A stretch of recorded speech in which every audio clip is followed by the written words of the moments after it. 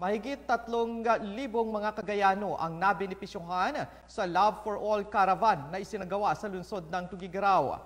First Lady Liza Araneta Marcos hinimok naman ang lahat na suportahan ang pamalaan. Narito ang ulat ni Mark Giron Tumabaw.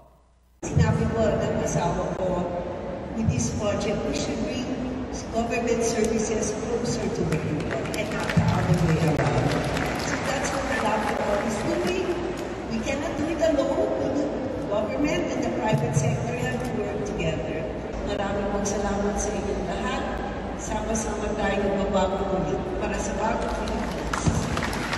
Ito ang iniwang mga salita ni First Lady Luis Araneta Marcos sa isinagawang Love for All Caravan kamakailan sa Cagayan Sports Complex sa Tuguegarao City, kung saan hindi bababa sa 3,000 Cagayano ang nabigyan ng libreng serbisyong pangkalusugan. Ani Araneta Marcos, layunin ng libreng laboratorio, konsulta at gamot para sa lahat or Love for All Caravan na ilapit ang serbisyong pangkalusugan at iba pang programa ng pamahalaan sa mga mamamayang Pilipino. Ilan sa mga libreng serbisyong pangkalusugan na ihinatid sa mga benepisyaryo ay medical consultation, laboratory services, mga gamot, check-up sa mata at ENT, chest x-ray, laboratory test tulad ng blood chemistry, ultrasound, hematology at ilang minor surgery. Ang mga benepisyaryo ay mula sa mga bayan ng Enrile, Solana, Tuao, Piat, Peña Blanca, Rizal, Igig, Amulong at Tuguegarao City.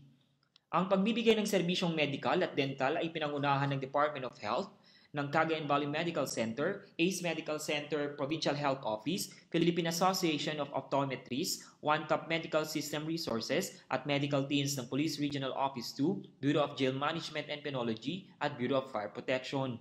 Maliban sa mga serbisyong pangkalusugan ay namahagi rin ng food packs ang DSWD. Nakatanggap din ng medical assistance ang mga kwalipikadong individual mula sa DSWD sa ilalim ng kanilang programang Assistance to Individuals in Crisis Situation or AICS at Livelihood Assistance naman sa ilalim ng Sustainable Livelihood Program.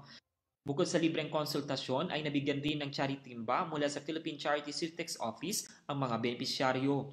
Libreng serbisyong legal naman ang inhatid ng Public Attorney's Office habang namahagi naman ng mga gamit ang National Grid Corporation of the Philippines.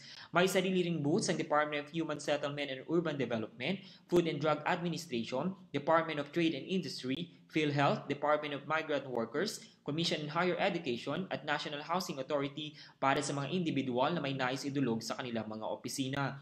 Sa panig naman ng Technical Education and Skills Development Authority ay nagkaroon ng project display kung saan bida ang mga produkto ng mga scholar ng TESDA at iba pang mga kagamitan na ginagamit ng ahensya sa pagsasagawa ng kanilang skills training.